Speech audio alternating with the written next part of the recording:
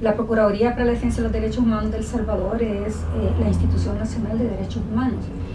cuyo mandato está establecido en la ley y a la cual le corresponde vigilar por la plena vigencia de los derechos humanos de toda la población. Un estudio que ha hecho Voces en la Frontera, el cual se titula Producción a gran escala de la caña de azúcar en El Salvador. Consideramos que este estudio viene a ser un complemento de los hallazgos que ya la Procuraduría había realizado. Nosotras como Procuraduría acogemos este estudio como propio, validamos el contenido del mismo en virtud que creemos que tiene un fuerte componente investigativo que da la oportunidad de señalar lo que la Procuraduría en un momento determinado creía,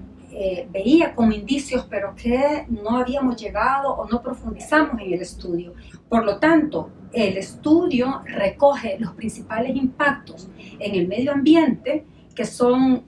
los que ya hemos hablado: impactos en la tierra, impactos en el agua, impactos en los alimentos y los impactos en la forma de vida, que esto es lo preocupante al que le debemos de dar mucha atención, los impactos en la salud, lo que está viviendo la gente, lo que vive cotidianamente, los impactos en el derecho al trabajo, para poder deslegitimar aquella teoría de la que hablan los productores de caña de azúcar, o mejor dicho, los que manejan todo el proceso de la caña de azúcar, que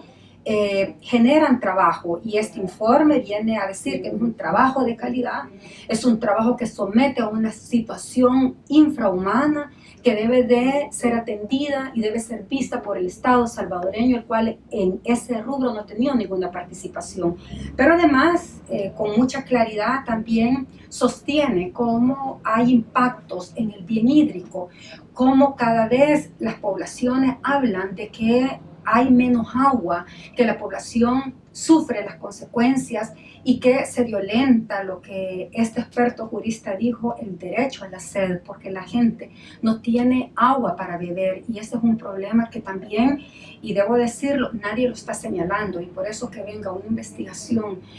con tanta información a decirlo, pues yo creo que tiene un gran valor y el Estado debe retomar esta investigación, los diferentes ministerios deben de retomar esta investigación, pero también nosotras debemos de conocer esta investigación para exigir, para tener todas aquellas pruebas que determinan que realmente el cultivo de la caña de azúcar está impactando de forma exponencial los bienes naturales, pero que además